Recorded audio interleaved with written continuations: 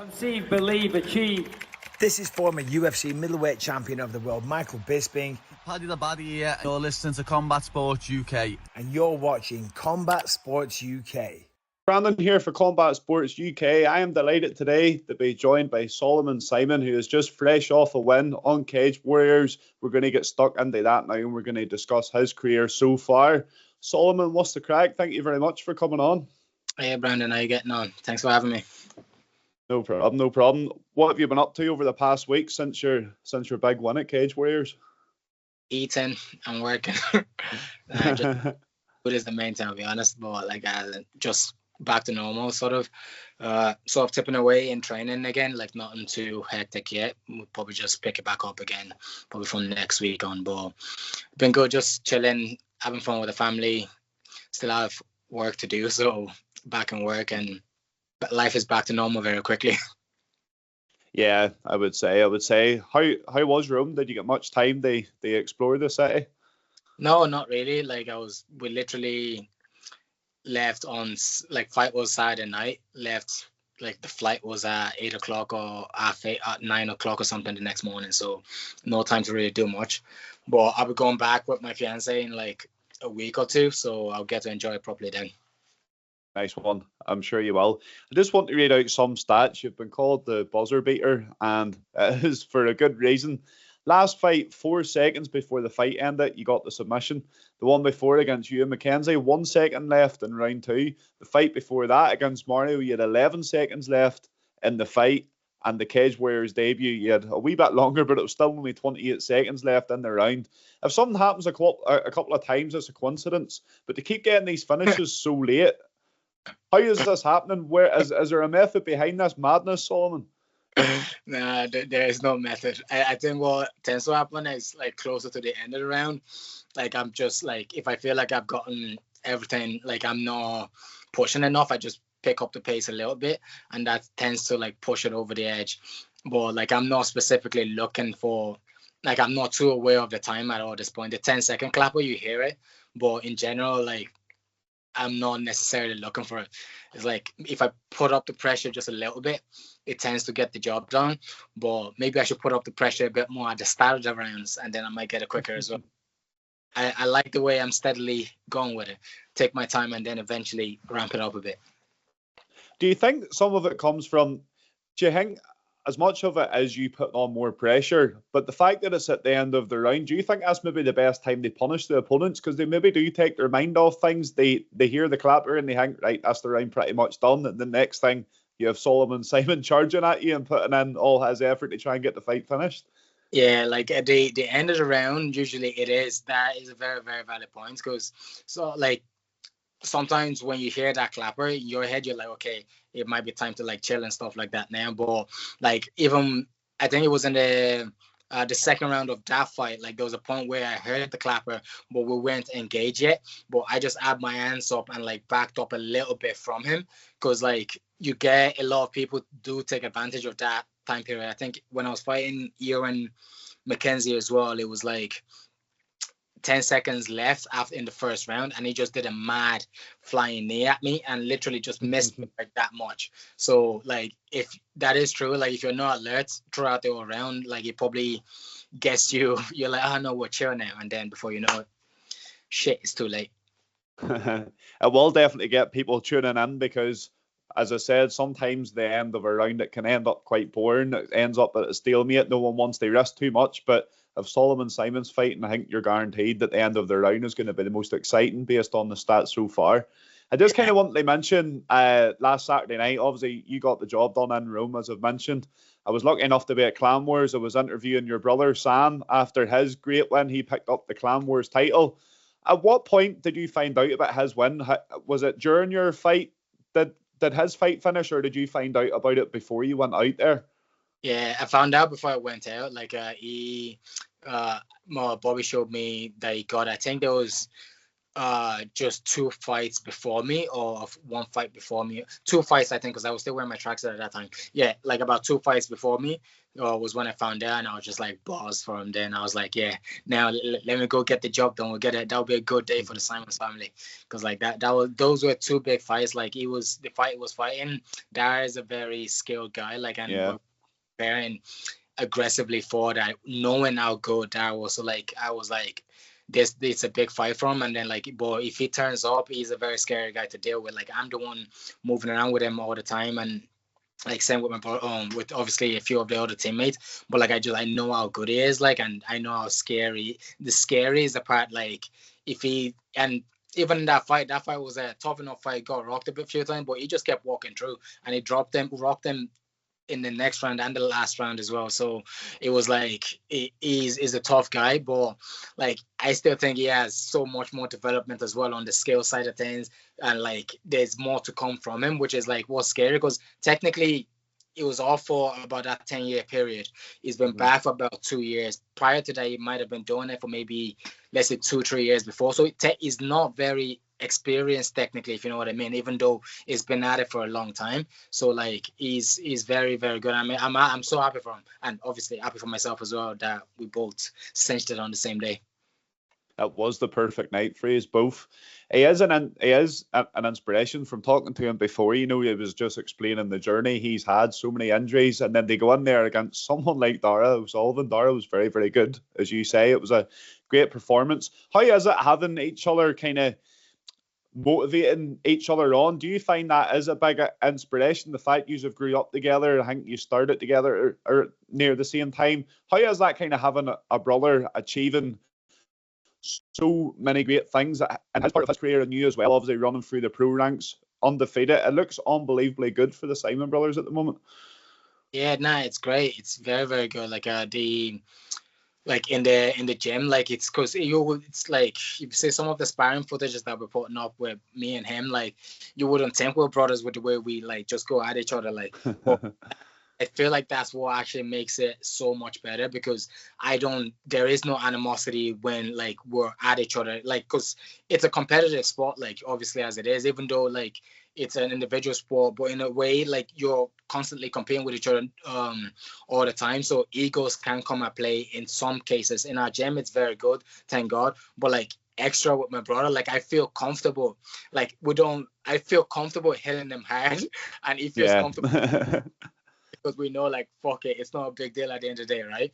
But like what that does then is like it really ups the level. Like going into like my fight just this weekend gone, like from the rounds I was doing with Sam prior to that, like Sam, I repeat, he's a scary guy to deal with coming at you, like, and like I had to develop ways to deal with that kind of thing. And later, and this guy he's a fairly aggressive guy, but I knew I had so much practice dealing with someone coming at me that like, and at a high intensity, that I literally don't feel that jitters or like flinch when someone's coming anymore, because like I've had reps and reps of it, high level reps with him, if that makes sense. The reason I'm pointing specifically is coming at me, like, so I have to defend myself. And that also makes it, again, like I said, after the rounds, after whatever, we're just here talking about, yeah, you did this, you know, when you landed this, and like that's beautiful. Like, and so it's been great, and like many more of it to come.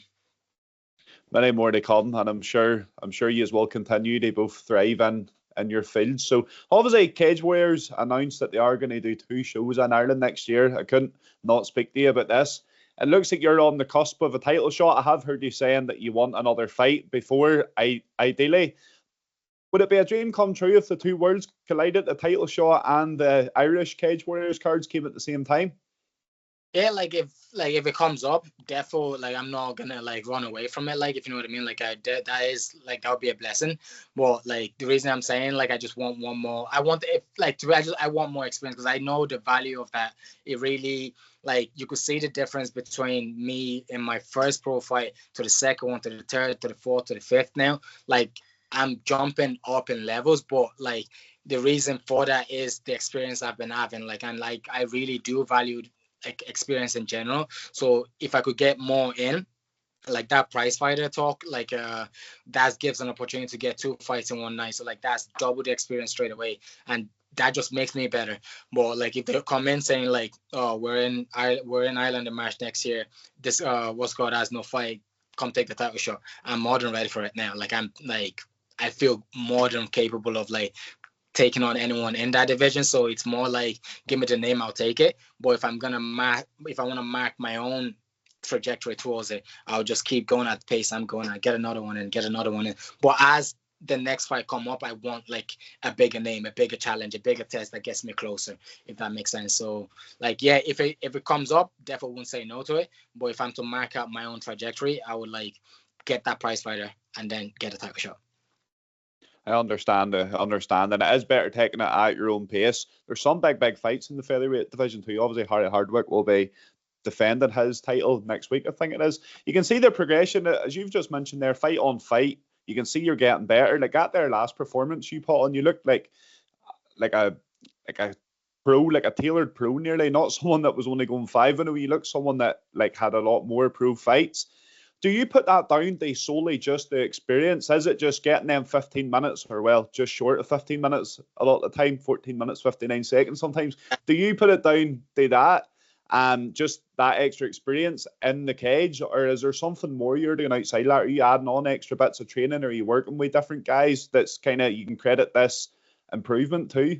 Yeah, nah, for sure. Like so like in the pro side of things, having that longer time in the round, definitely very good, like suits my style a bit more.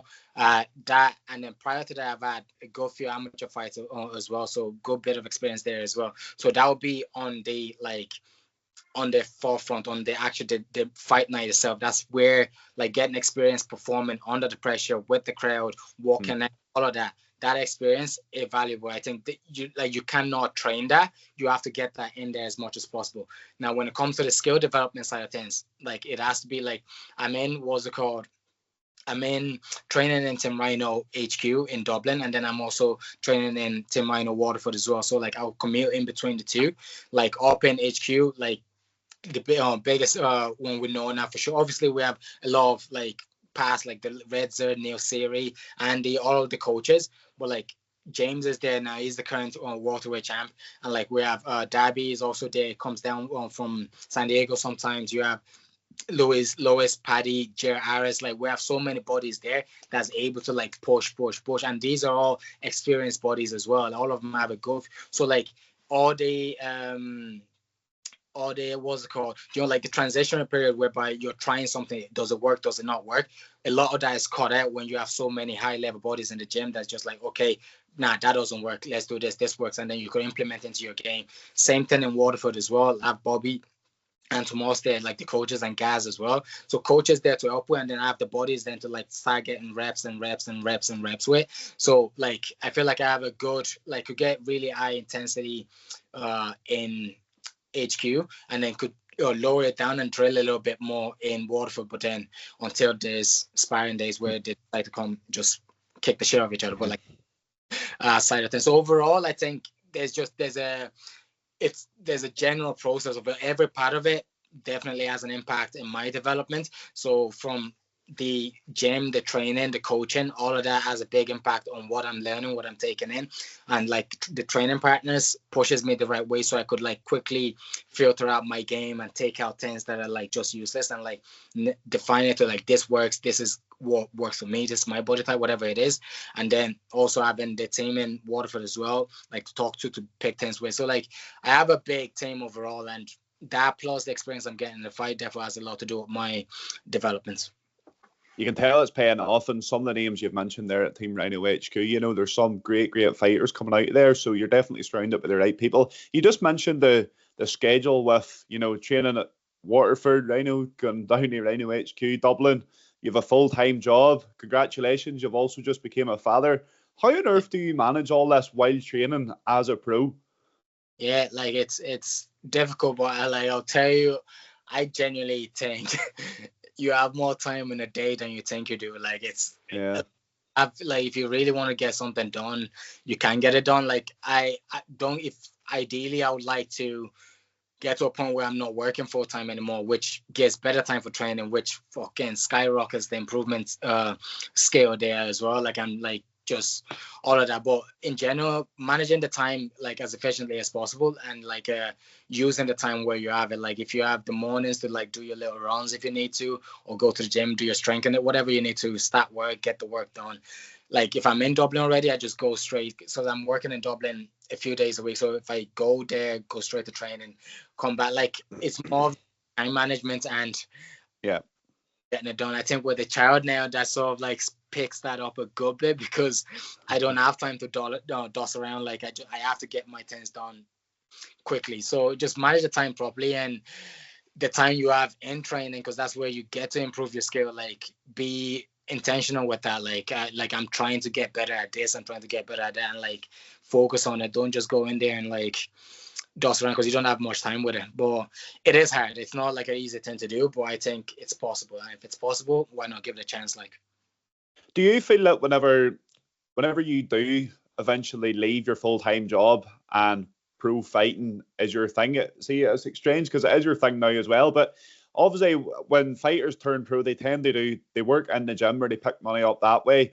and they kind of have more of a capacity compared to what you have now. Do you feel that when you give up your full-time job, that extra capacity, that extra time that you have, do you still see like levels, like a lot more levels for improvement there in comparison to someone that is already fighting as a full-time job? yeah, for sure. Like if I have more time to do things, like the level, because like there's so much to improve on, so much to like add layers to, and like I'm like right now I'm still, in my opinion, like nearly 10-20% of the fighter I'm gonna be, and like I could be. So like the more time I have, the faster that development happens. But like I feel like the way I'm approaching it now, and like my style of fighting and my thought process with it, like I can do it now with the capacity I have now, because I'm very efficient with what works and what gets you the win, or what gets you hit the list. Like I don't want to get punched, so what gets me to hit the list, and like what makes me do the most damage. Those are the main things I'm focusing on. So I take out a lot of the extra stuff. So that's what's helping me now. And if I have more time outside of that, that's just gonna skyrocket a lot more for sure. Like so, like I see a lot of room to grow, and like that's why I'm so excited, and that's why again I said like I want to take my time stepping it up, because I know like there's still a lot more. I know myself, like I have like what I'm showing out there is good now, but if I'm looking at that version of myself, I'm like there's ways to like fuck myself up. So like I gotta close all of those ways, and like more time would give me that. But like I'm gonna keep going at this pace, and then eventually maybe some rich guy come over and be like, look, we'll sponsor you, you don't have to work anymore. I'll be like, thank you. Come. Fingers crossed, and I do admire your hard work, and you can see it's definitely paying off. And I do love the fact that you can look at your career and know where you're at, and you're not getting too far ahead at all. You're just taking it one step at a time. I wanted to do some quick fire questions with you. I've got 5 of them, then I've got one question that's a wee bit deeper, and then that'll be us. So the first quick fire question: KO or sub?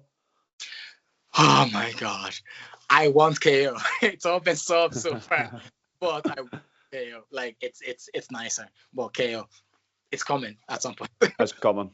It's coming. Dream fight location? Ooh, there's a lot of stuff about the MSG that would be interesting, but like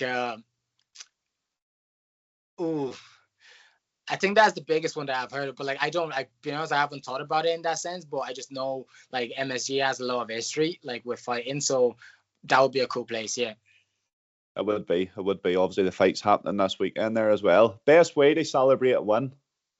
ooh, best way to celebrate: pizza.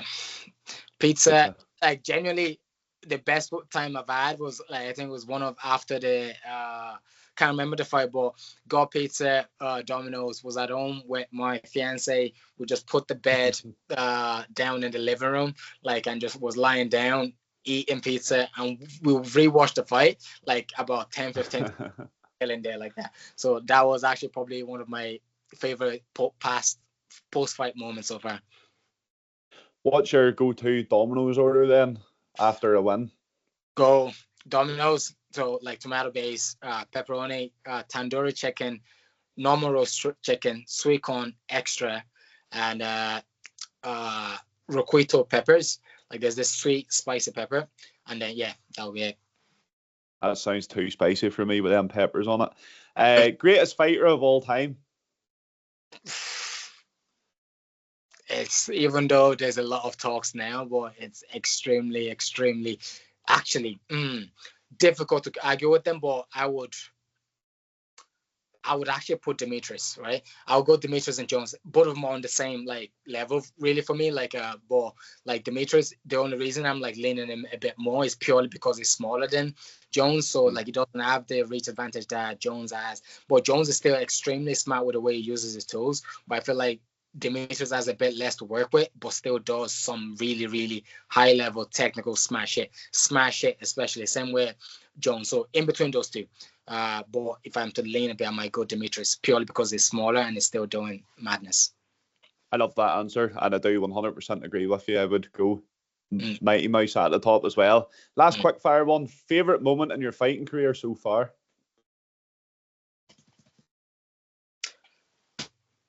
Say 3 Arena fight, and I think that was just the during Klitschko fight, but like our family was there. I could see my mom, my brothers in the crowd, and my fiance and her family were in the crowd as well. So like just got in the cage and I could actually make contact with them and found them. That was actually pretty cool. So that was pretty good. And that's like a lot of it is like those are people that really matters at the end of the day, because win, lose, whatever it is, they're the one that like they don't have to deal with you being moody if you lose, or like if you're going overzealous when you win, or whatever it may be. But like, so having them in the crowd and saying that was a very good moment. I'm sure you done them all proud and are at the moment anyway. Something a little bit deeper to finish on then. I always like finishing on this question. Why do you fight? Why do I fight? So that's a very good question. Like I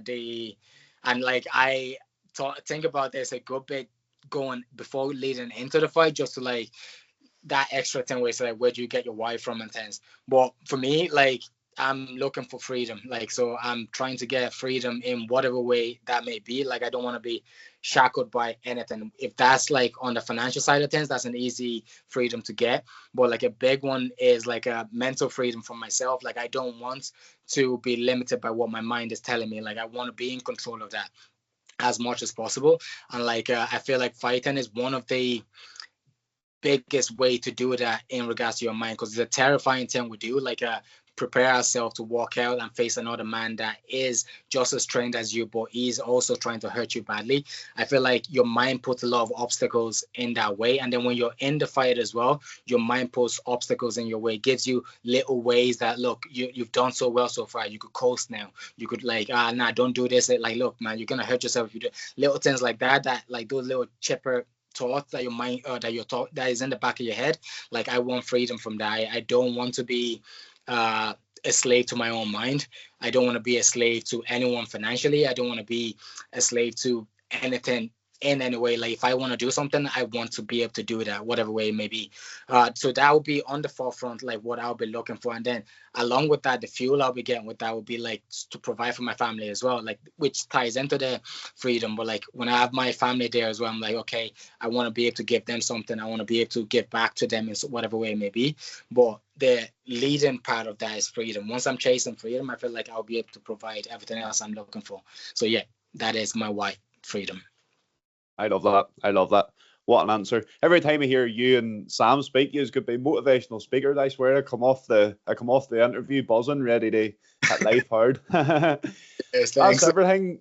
Solomon, thank you very much for coming on to Combat Sports UK. It was great talking to you, and we'll definitely speak again if you get the opportunity for the prize fighter or before CVage Warriors in Dublin next year. Thank you very much for coming on. Yeah, thanks very much, Brandon.